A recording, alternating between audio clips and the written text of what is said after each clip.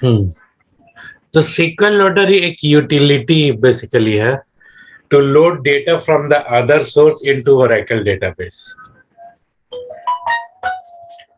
तो नॉर्मली हम लोग जो लोड करते हैं वो CSV files, comma separated value files, जैसे ये है मेरी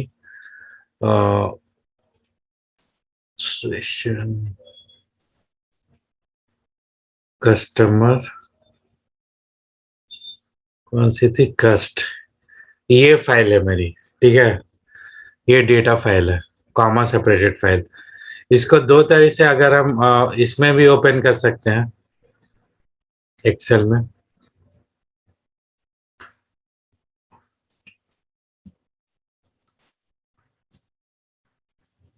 ओपन विथ यूजर,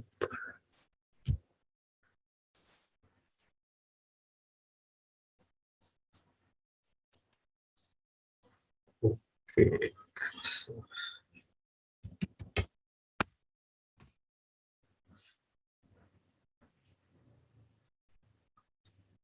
तो comma separate file Excel Excel में भी ओपन होती है, टेक्स्ट फाइल में भी ओपन होगी।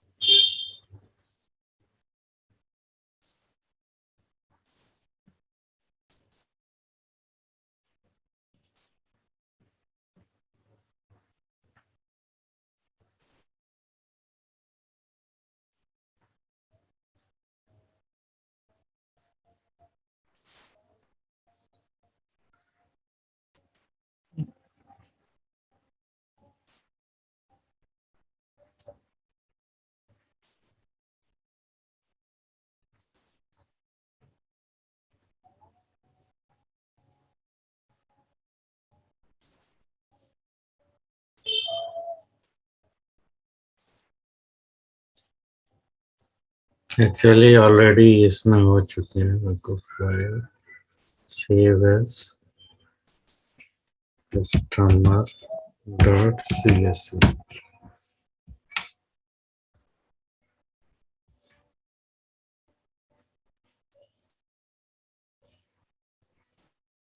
तो ये जो है इस फॉर्म फॉर्म में भी ओपन हो जाती है एक्सेल में, और अब तो डायरेक्ट इसमें हो जाएगी। ये डेटा हो गया मेरा, ठीक है। और वो टेक्स्ट फाइल में भी ओपन हो जाएगी। तो यही, जब अभी तो हम एक छोटे एग्जांपल से शो करते हैं, लेकिन नॉर्मली इसमें जब हम लोग डेटा लोड करते हैं तो कोई भी फाइल, जैसे बैंक से फाइल आती है, तो उसमें उसमें लाखों रिकॉर्ड रहेगा। और ये यूटिलिटी जो है बहुत फास्ट यूटिलिटी है डेटा को रीड करने की, टेक्स्ट डेटा को बेसिकली। हम मेरे पास जो यही एक सोर्स है कि बैंक का जो डेटा रहेगा वो टेक्स्ट फाइल में रहेगा, उसको हम एज ए CSV में सेव एज करके, या सिर्फ CSV ही में फाइल आएगी, उसको हम डायरेक्टली हम SQL लोडर के थ्रू डेटाबेस के अंदर अपलोड कर लेंगे। तो ये बहुत इंपॉर्टेंट यूटिलिटी है, ये normal day to day life में बहुत यूज होती है। इसमें और भी डेटा यूज कर सकते हैं, मतलब जस्ट शो करने के लिए लेस कम डेटा लिया, ठीक है। तो want to save, don't save, हो गया। अब मेरे पास ये सब हो गया, कस्टमर है मेरा डेटा। अब हम कस्टमर डॉट CSV है कंट्रोल फाइल। तो कंट्रोल फाइल मेरी जो है उसमें थोड़ा अपडेट हम कर देंगे यहाँ पे,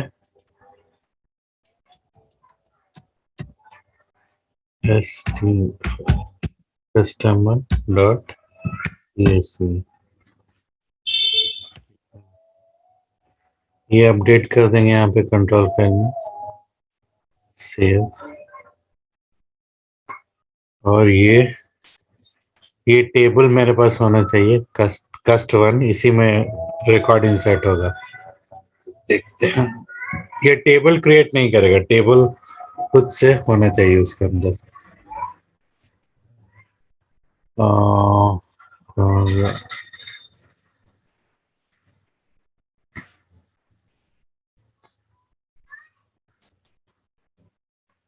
तो ये इसका डायग्रामेटिकल रिप्रेजेंटेशन ऐसा ही है। इनपुट फाइल आएगी, सीक्वल लोडर ये बीच में एक रहेगा जिसको इनपुट फाइल इसको आएगी सीक्वल लोडर को, और कंट्रोल फाइल इसको आएगा इनपुट। ये दोनों इनपुट रहेगा और इसका आउटपुट जो होगा लॉग फाइल देगा, बैट फाइल देगा, डिस्कार्ड फाइल देगा और डेटाबेस में स्टोर करेगा। तो जो ये इनपुट जो एरो दिखा रहा है वो सारा इसका इनपुट है, और ये जो एरो दिखा रहा है इधर वाला वो सीक्वल लोडर जो आउटपुट देगा, लॉग फाइल देगा, बैट फाइल देगा, डिस्कार्ड फाइल देगा और डेटाबेस में इंसर्ट करेगा। ठीक है।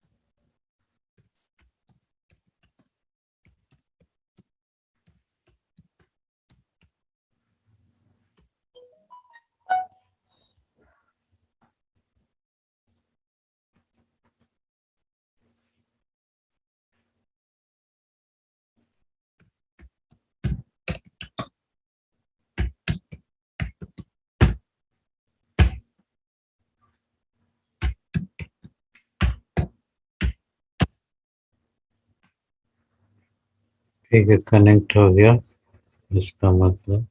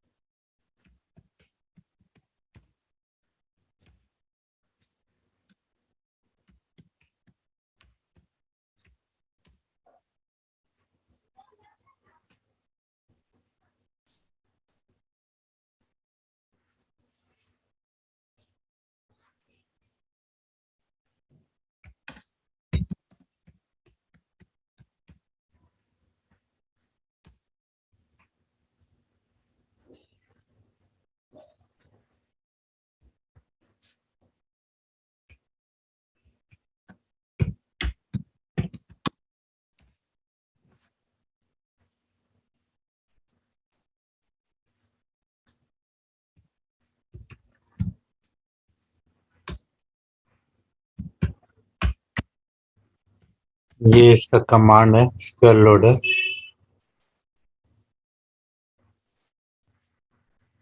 यूजर आईडी, कंट्रोल फाइल का पाथ।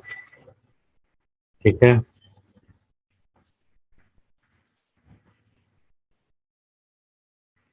पूरा टेक्स्ट से करते हैं, पहले देख लेते हैं इसके अंदर है या नहीं।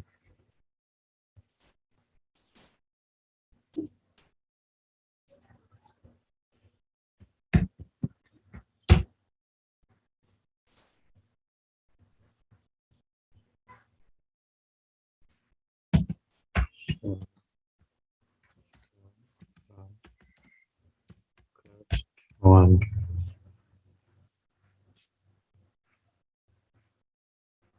टेबल नहीं है ये वाला, तो इसको टेबल को क्रिएट करना पड़ेगा। नेम, एड्रेस और फोन, ठीक है।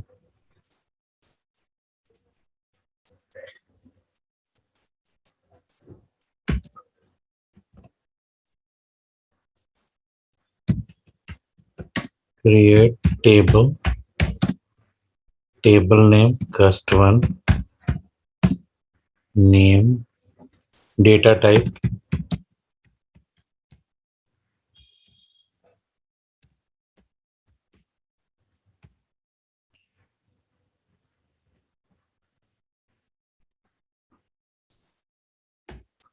Address bracket to,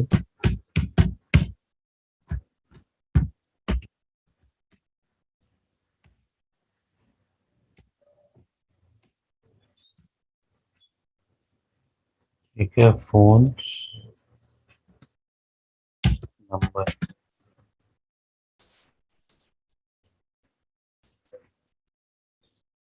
table created. अब यहाँ से इसको एसक्यूएल लोडर चलाते हैं, और ये T security password Oracle control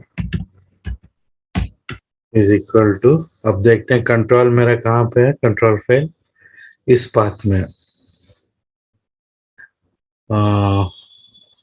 कस्ट, ये कंट्रोल फाइल है, इस पाथ के अंदर है। ये कॉपी कर लिया,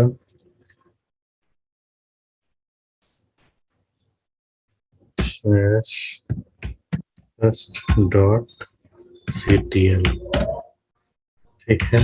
लॉग इज इक्वल टू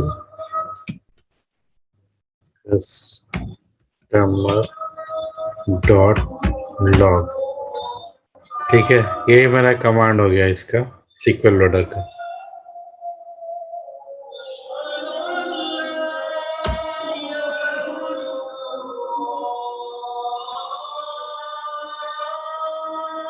तो ये बोल रहा है कि 5 रिकॉर्ड सक्सेसफुली लोडेड, ये बीच में कमिट पॉइंट रीच हो गया। इसमें और भी फीचर्स है कि कितने रिकॉर्ड्स पे कमिट करें, तो अभी तो रिकॉर्ड्स कम है तो ज़्यादा नहीं दिया है, इसीलिए अगर लाख रिकॉर्ड एंटर करते हैं तो हर 10,000 पे कमिट ऑप्शन दे सकते हैं, ठीक है। अब ये क्रिएट हो गया। अब देखते हैं लॉग फाइल जो है मेरा इसी डायरेक्टरी में आ गया जहां से सी साकिब से एग्जीक्यूट किया था ना, इसके लिए लॉग फाइल के लिए हमने अलग से पाथ नहीं दिया। तो देखते हैं सी साकिब, ये हो गया log file.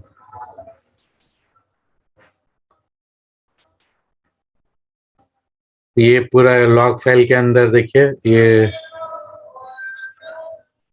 Control file, data file अपने आप वहां से ले लिया जहां कंट्रोल फाइल के अंदर था, उसका आ गया पाथ। बैट फाइल वो इसी लोकेशन पे जहां पे कंट्रोल फाइल था, उसने बैट फाइल का लोकेशन बता दिया, ठीक है। Number of records to load all, इसमें पूरा डिटेल्स मिल जाएगा। टोटल नंबर रिकॉर्ड जो है 5 है। इसमें कौन कौन सा फील्ड है, इसका नाम है, ठीक है। कितना स्पेस एलोकेट किया हुआ है वो है, कितना टाइम लगा इसमें एग्जीक्यूट करने में वो है, मतलब सेकंड से भी छोटा ना ये 3.53। तो ये देखते हैं हम, ये तो हो गया लॉग फाइल। अब देखते हैं कि डेटा इसके अंदर आया या नहीं। तो ये सारा डेटा आ गया, ठीक है। तो ये इसका एग्जीक्यूशन बहुत फास्ट है सीक्वल लोडर का। इसमें एक और यूटिलिटी है, वो यूटीएल फाइल यूटिलिटी है, वो पीएल सीक्वल जब स्टार्ट करेंगे तो उसमें उसमें हम यूज करेंगे। उससे भी हम डेटाबेस टेक्स्ट फाइल जो है उसको रीड करके डेटाबेस में इंसर्ट कर सकते हैं। वो लेकिन थोड़ा टीडियस है, उसमें थोड़ा वो क्या करेगा कि ये सीधे लाइन बाय लाइन रीड करेगा। जैसे मेरी डेटा फाइल यहाँ पे है,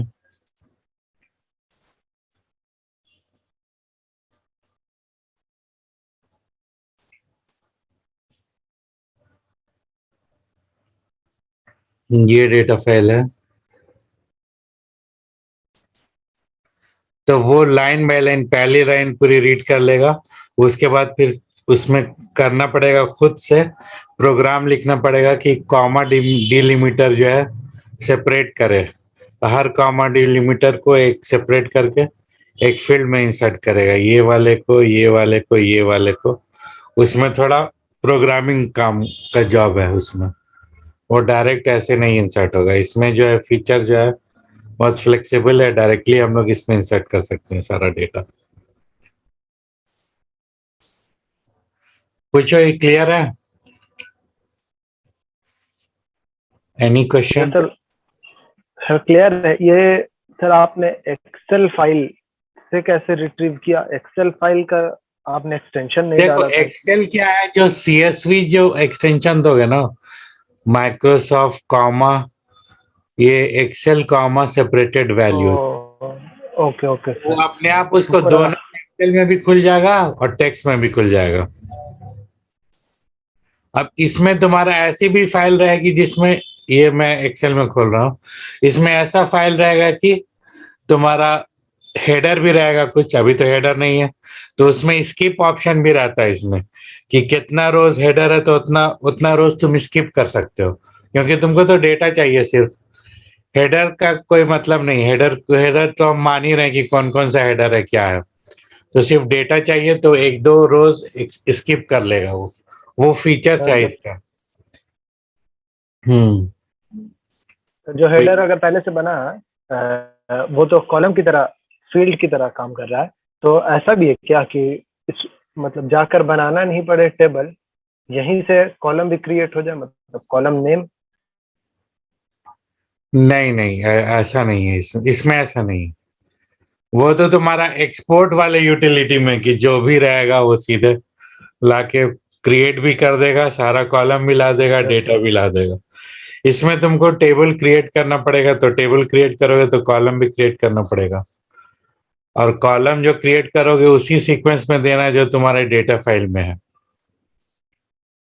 ये सब इसका इम्पोर्टेंट ये है, टेक अवे।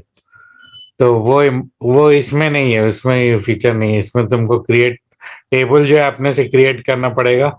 वो ही होता है जो जिस जैसे बैंक का ट्रांजैक्शन लोड होता है डेली रात में, पर डे डेटा लोड होता है, तो डेली रात में डेटा फाइल आएगी टेक्स्ट फॉर्मेट में, तो तुम्हारा शेड्यूल प्रोग्राम रहेगा जो सिर्फ जो 12 बजे रात में रन होगा। तो हर 12 बजे रात में वो जितनी भी टेक्स्ट फाइल आ रही है, लाखों करोड़ों रिकॉर्ड जो है, वो इसी से रीड करके तुम्हारे टेबल में डाल देगा। फिर तुम्हारा जो टेबल्स रहेगा, एक बार तुम्हारा बेस टेबल में चला गया, मतलब स्टेजिंग टेबल में, तब तुम्हारी कंपनी जब बोलेगी कि इसमें ऐसा ऐसा कोडिंग लिखना है, ये फीचर्स ऐड करना है, वो सारा तुम्हारा फिर नेक्स्ट तुम्हारे प्रोग्राम जो तुमने कस्टम प्रोग्राम लिखा उसको इन्वोक करेगा, वो सारा बिजनेस लॉजिक उस पर लिखेगा, राइट करेगा, और फाइनली जो टारगेट टेबल होगा वो डेस्टिनेशन टेबल क्रिएट होके इंसर्ट हो जाएगा। तब तुम्हारा एप्लीकेशन जो है वो टारगेट टेबल से डेटा लाके एप्लीकेशन फ्रंट एंड पे शो करेगा। ये सिस्टम है, ठीक है। था कोई क्वेश्चन? No sir. ओके, ठीक है। सो नेक्स्ट एक सीडो कॉलम होता है ओरेकल में। सीडो कॉलम बेसिकली यही होता है कि जो हम जो कॉलम जो डेटाबेस के अंदर नहीं है लेकिन ओरेकल में उसको स्पेसिफिक एक मीनिंग दिया हुआ है, उसको हम यूज कर सकते हैं ओरेकल डेटाबेस के साथ, चाहे वो एसक्यूएल के साथ करते हो या पीएल एसक्यूएल के साथ, सबके साथ यूज कर सकते हैं। तो ये सीडो कॉलम में ये सब आएगा, रो नम, रो आईडी, लेवल, करवेल और नेक्स्ट वेल, ये सीक्वेंस के साथ आता है, ये तो हम लोग कर चुके हैं। ये भी आई मीन सीडो कॉलम ही में आता है, ठीक है। तो यही तुम्हारा सीडो कॉलम है। अब रो नम क्या है? रो नम बेसिकली यहाँ पे डेफिनेशन में लिख दिया, इसमें दोनों में डिफरेंस है। Row ID gives the address of the rows of the record. तो रो आईडी बेसिकली, एड्रेस का मतलब क्या होता है? एड्रेस ये है जो तुम्हारा जो जहाँ पे डेटाबेस के अंदर स्टोर होता है उसका फिजिकल एड्रेस होता है। जिस ब्लॉक में स्टोर हो गया डेटा जो है वो ब्लॉक ही में स्टोर होता है ओरेकल के अंदर। तो हर ब्लॉक के अंदर एक पर्टिकुलर एड्रेस होता है, उस एड्रेस के अंदर स्टोर होता है डेटा। तो इसीलिए हम लोग जब क्वेरी करते हैं तो row ID is the fastest way to retrieve the data. सबसे पहले सबसे इंपॉर्टेंट जब हम इंडेक्स वाला कराएंगे तब उसमें ये कंसेप्ट आएगा। तो रो आईडी सबसे ज्यादा फास्टेस्ट है क्योंकि तुम उसी का लोकेशन बता रहे हो डायरेक्ट, किस किस मोहल्ले का, किस एरिया का, कौन सा फ्लैट नंबर, कौन सा फ्लोर नंबर, ये सारा एग्जैक्ट बता देगा। तो बहुत इजी है ना खोजना, इसीलिए रो आईडी जो है फास्टेस्ट है। तो row ID basically physical address है उस रिकॉर्ड का जो स्टोर हुआ है। उसी तरह रो नम, रो नम जो है सिंपली काउंट है। जब तुम काउंट करोगे record, simply select star from, जब भी काउंट करोगे तो वो सीक्वेंस जो क्रिएट होगा रिकॉर्ड का 1 2 3 4 5 6, वो तुम्हारा रो नंबर जनरेट होगा उसमें, ठीक है। और रो आईडी जो है परमानेंटली स्टोर होगा डेटाबेस में क्योंकि वो फिजिकल एड्रेस है उसका।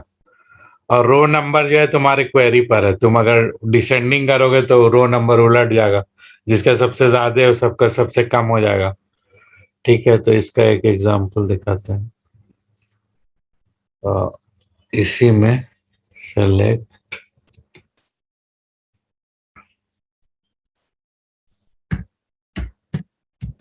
रो नम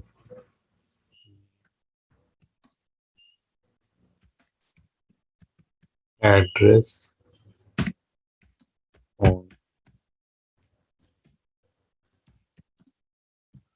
फ्रॉम कस्ट।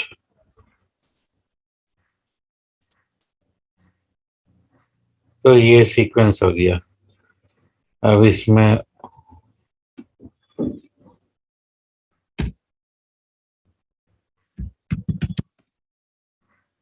बाय एड्रेस सेंडिंग,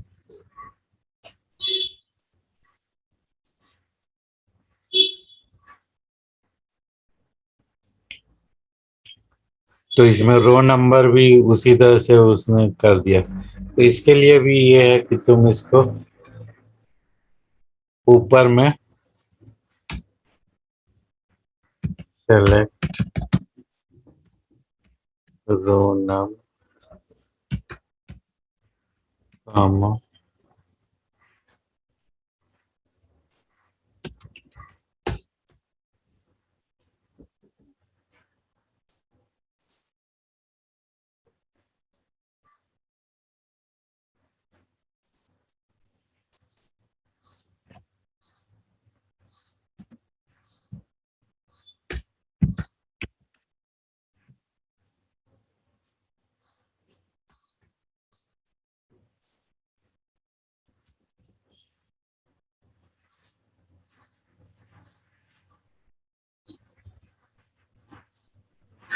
तो ये आप इसमें वो सीक्वेंस चेंज भी हो गया, फिर भी रो नंबर जो है वो जो पहला वाला है उससे ले रहा है, ठीक है। इसी तरह से रो नंबर की जगह तुम रो आईडी भी दे दो।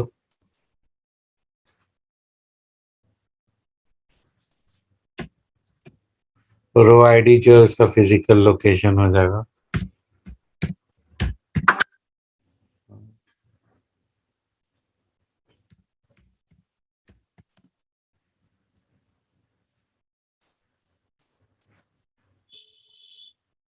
तो यही रिकॉर्ड देखो, ये जो है पता चल रहा ना इसमें डिफरेंस, इतना तक सेम है लास्ट वाला सिर्फ जो है एक एक इससे चेंज हो रहा है एड्रेस, हर रिकॉर्ड को एक यूनिक आइडेंटिफिकेशन मिल रहा है। ठीक है, तो इससे ये भी क्लियर हो गया कि कोई हर रिकॉर्ड का एक यूनिक रो आईडी रहेगा। ठीक है, जैसे मतलब मान लो कि एक ही फ्लोर का हो गया ये सारा, एक मोहल्ला, एक स्ट्रीट, एक एक एक अपार्टमेंट, उसमें एक ही फ्लोर में अलग अलग रूम हो गया, ए बी सी डी, उस टाइप से स्टोर होता। तो कोई भी डेटा जो है, सिंगल डेटा जो है वो एक का यूनिक रो आईडी रहेगा। इसके बेस पे एक और चीज है, एक टेबल क्रिएट करते हैं, क्रिएट देखते हैं, शायद है इसमें नहीं। सेलेक्ट फ्रॉम स्टोर्स,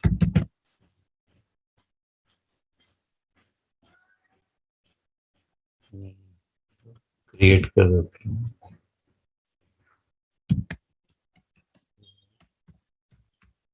तो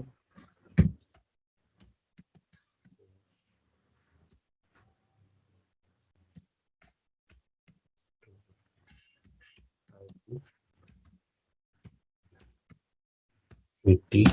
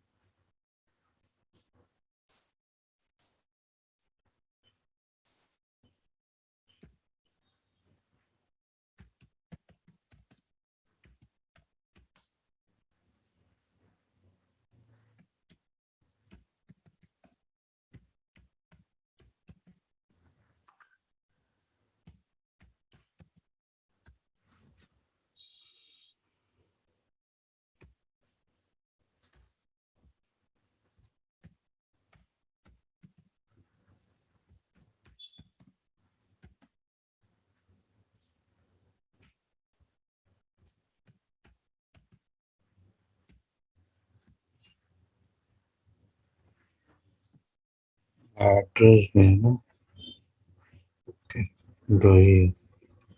ठीक है, इसमें इंसर्ट करते हैं स्टोर आईडी 1 सिटी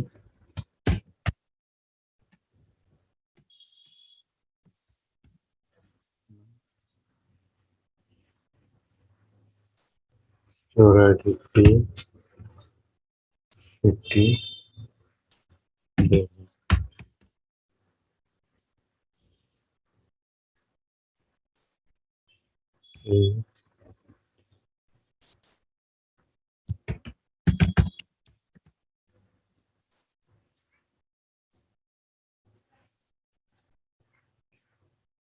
और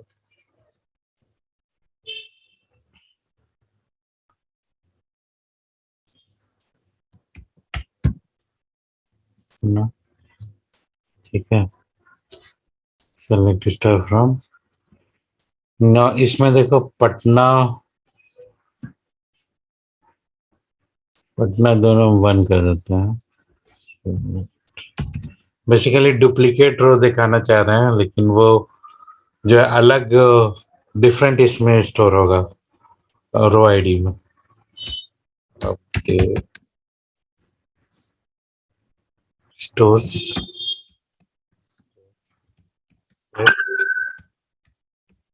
store ID equal to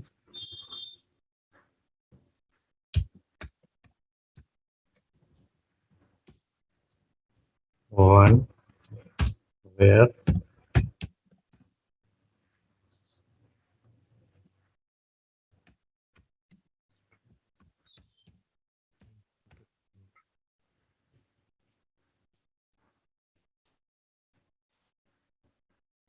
1 row update.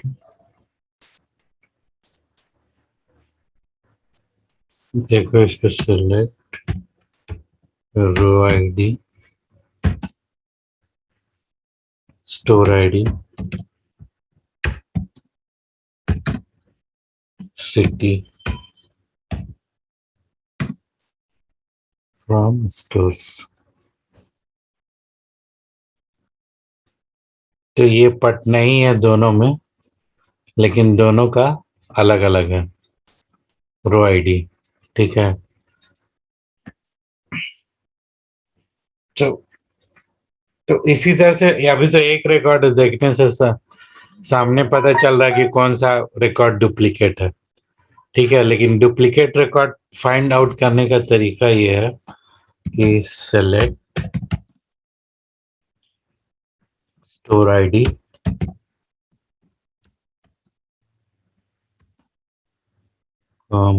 City और count of 1 from stores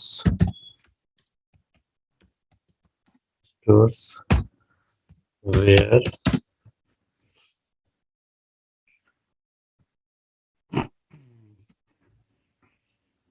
where की जरूरत नहीं है, group by store ID and city.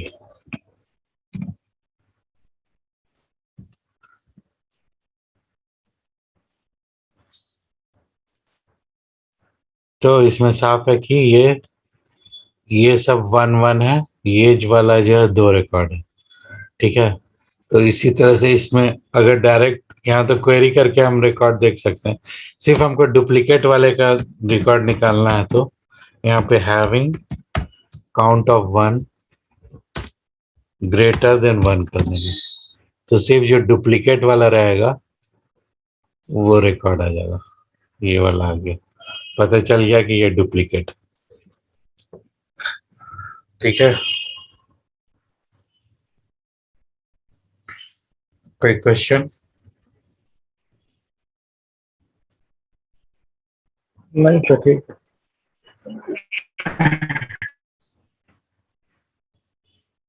Okay, सो ये जो हो गया मेरा। अच्छा, इसको पहले पूरा कर देता है।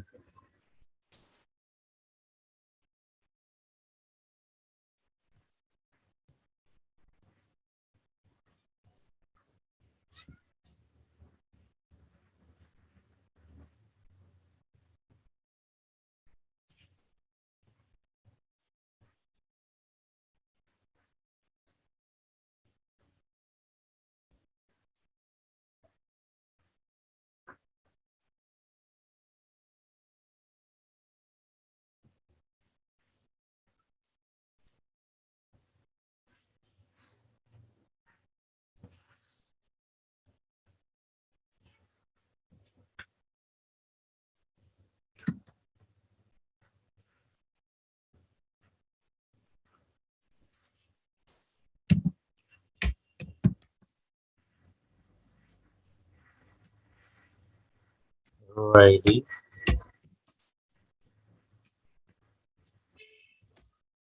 From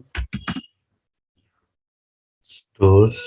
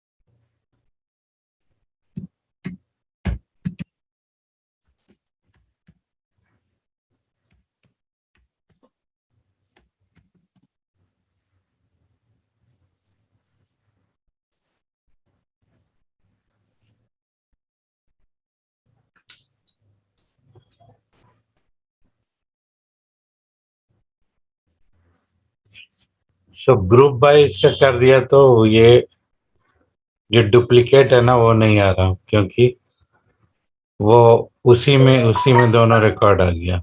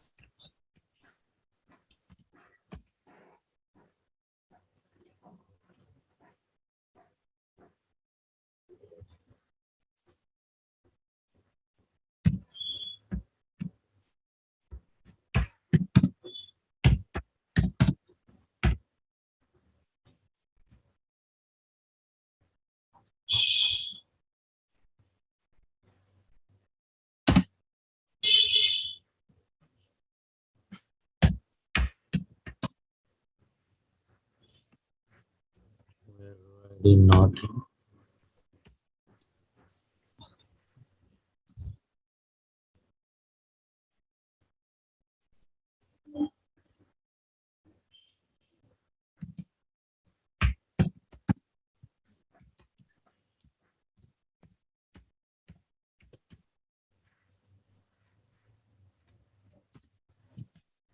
from stores group by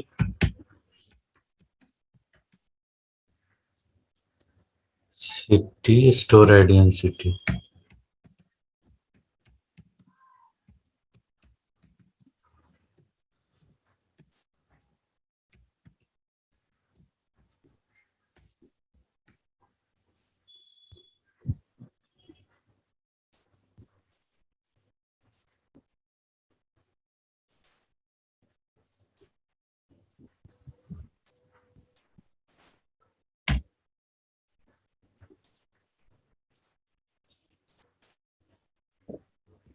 तो ये जो डुप्लीकेट रिकॉर्ड हो गया ना ये आ गया basically.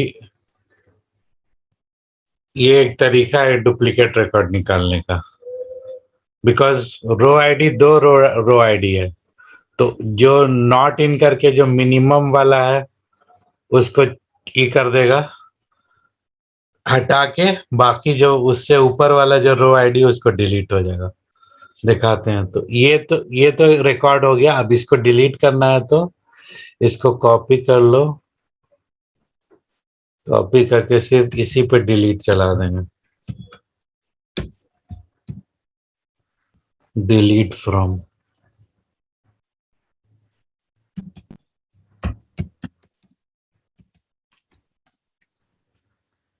Stores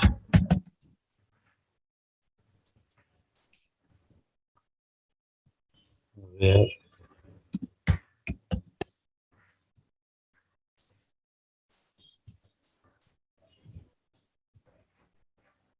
one row deleted. अब देखते हैं मेरा क्या।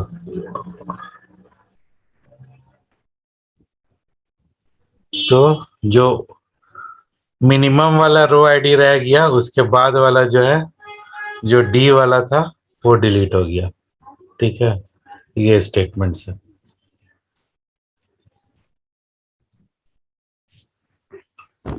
ठीक है, ये क्लियर है।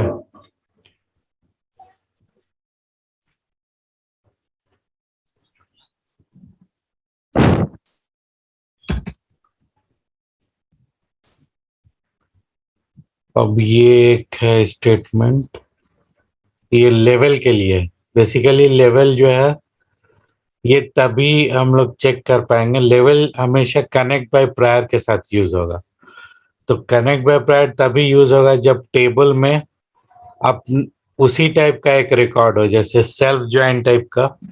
जैसे हम लोग देखा था उसमें मैनेजर में मैनेजर जो है वो भी इम्प्लाई है।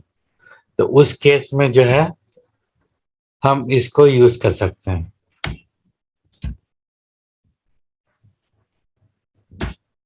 नल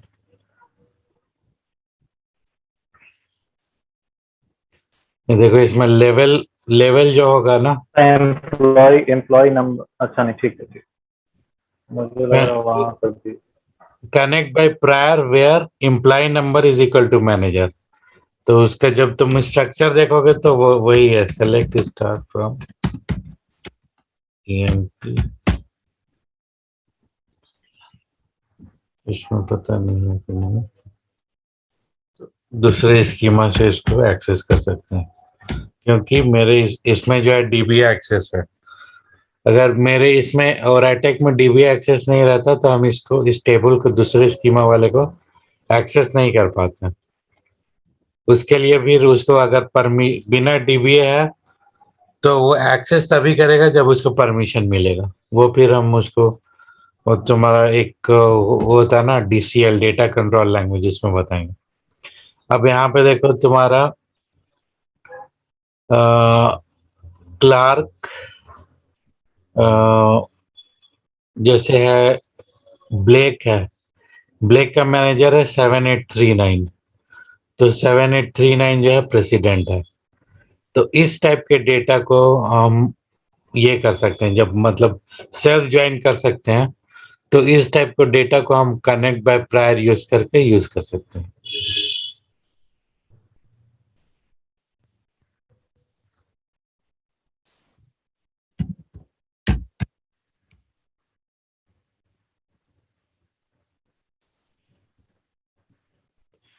तो इसमें देखो जो सबसे टॉप लेवल पे है वो उसमें सबसे ऊपर में है। अदरवाइज एल पैडिंग जो है ब्लैंक पैडिंग होती जा रही है, जैसे इंटू लेवल इंटू टू। तो जो जितने डाउन लेवल पे है सबसे राइट की तरफ शिफ्ट करता जाएगा। जैसे स्मिथ है, स्मिथ का मैनेजर कौन है, 7902, 7902 फॉर्ड है, ठीक है। तो स्मिथ से ऊपर जो है फॉर्ड आ गया। फॉर्ड का मैनेजर 7566, तो 7566 देखें यहाँ पे कहाँ, 7566 जोन है, वो उससे ऊपर है। इसी तरह जोन्स का मैनेजर जो है 7839 किंग है, सबसे इधर, ठीक है। तो इस टाइप से ये डिफाइन, इसमें तुम कुछ भी स्टार भी सिर्फ ले सकते हो, कुछ भी ले सकते हो।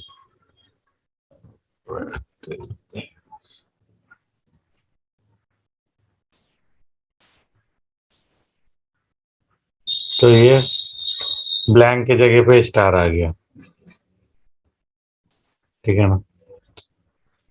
ये हो गया कनेक्ट बाय प्रायर।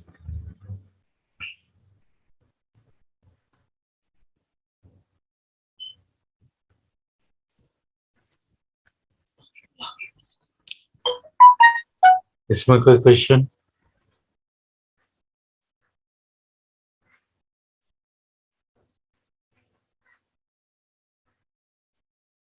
नहीं सर, ठीक है काम।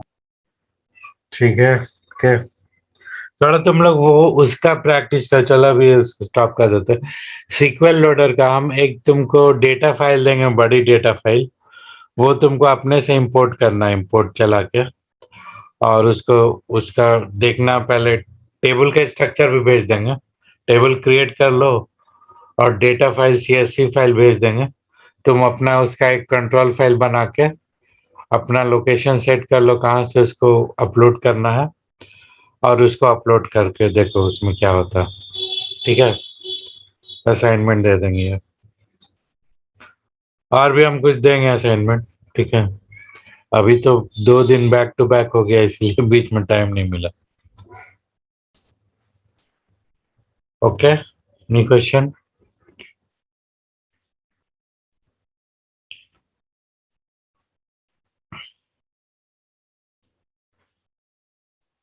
नो।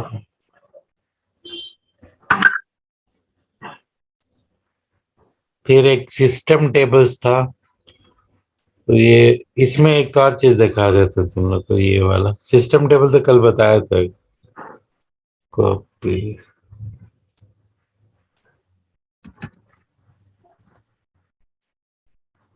ये तुम्हारा एक ऑल टैब्स कॉलम, एक डेटा डिक्शनरी सिस्टम टेबल है। इससे तुमको टेबल के अंदर जितना भी कॉलम है ना, वो सब तुमको मिल जाएगा।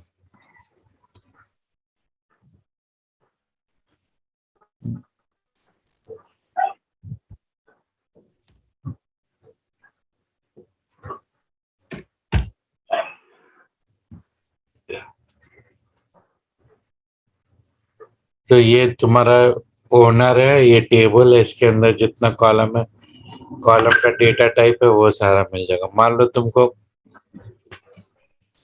खोजना है अपने डेटाबेस में से, टेबल का नाम नहीं मालूम है, लेकिन तुमको मालूम है कि ईमेल ईमेल कॉलम से हमको ज्वाइन करना है। ठीक है, तो तुम सिर्फ ये खोज लोगे कि ईमेल किस किस टेबल में ईमेल है। ठीक है, ईमेल कॉलम यहाँ पे वेयर, कॉपी कर लो, वेयर कॉलम नेम,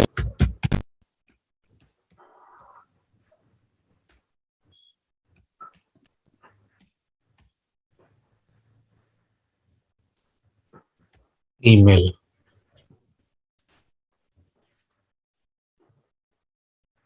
तो देखो ईमेल इतने सारे टेबल में है, प्रॉब officer, employees, super employees, IT program. वो कल जो क्रिएट किया था व्यूज में है, मतलब ये टेबल व्यू सब देख लेगा।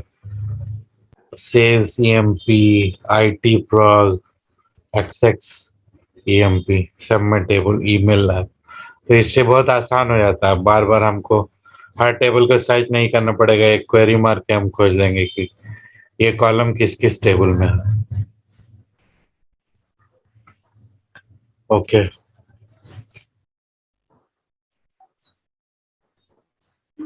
अभी एक डीबी ऑब्जेक्ट्स बताया था। डीबी ऑब्जेक्ट्स में किसी भी टाइप का ऑब्जेक्ट्स हम चेक कर सकते हैं।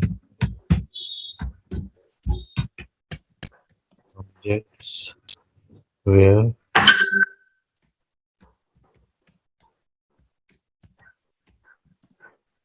इज इक्वल टू, अगर कोई इंडेक्स है तो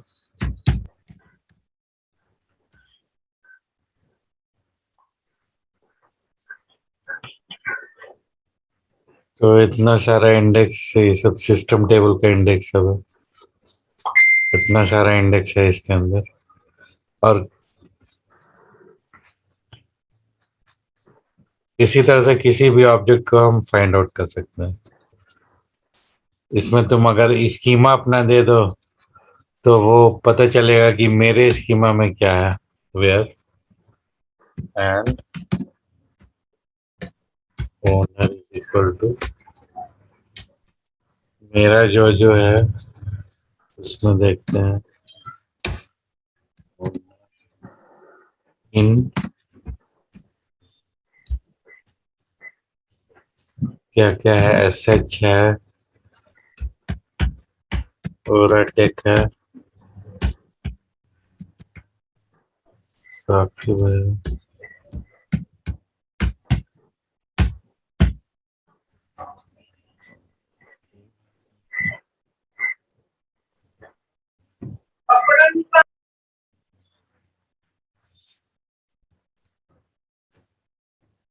ठीक है, इतना ही।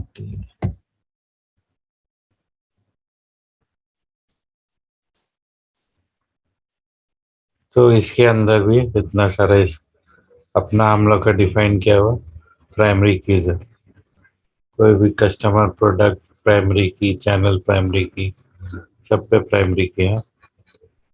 तो ये इंडेक्स बेसिकली, इससे हम फाइंड आउट कर सकते हैं कौन सा इंडेक्स है, कौन सा व्यूज है, कौन सा प्रोसीजर्स है, कौन सा फंक्शंस है, पैकेजेस है। देख लें इसमें पैकेजेस है क्या नहीं।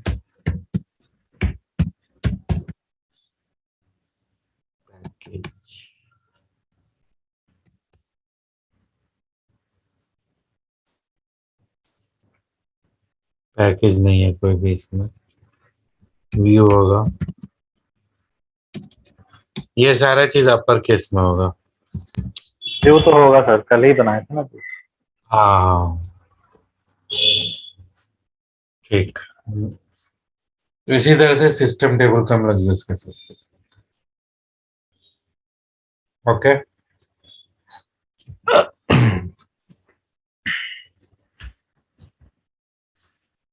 फिर क्वेश्चन,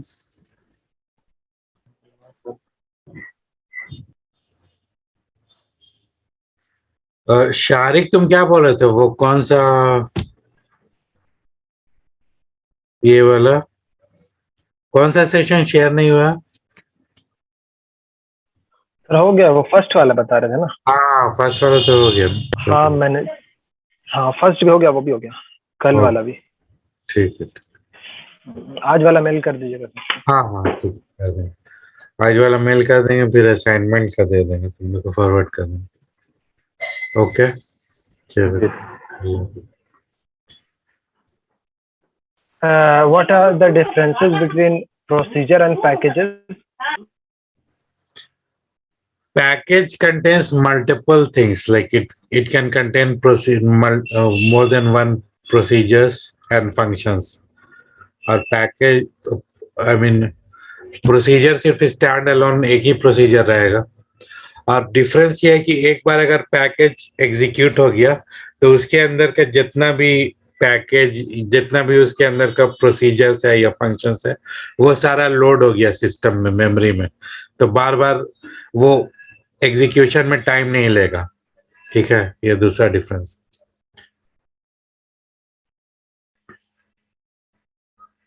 आइडियली कोई भी कंपनी में स्टैंड अलोन प्रोसीजर यूज नहीं होता है, ज्यादातर पैकेजेस यूज होता है। पैकेज के अंदर प्रोसीजर यूज कर सकता है और उसी को हम लोग कॉल करते हैं काम के लिए। ओके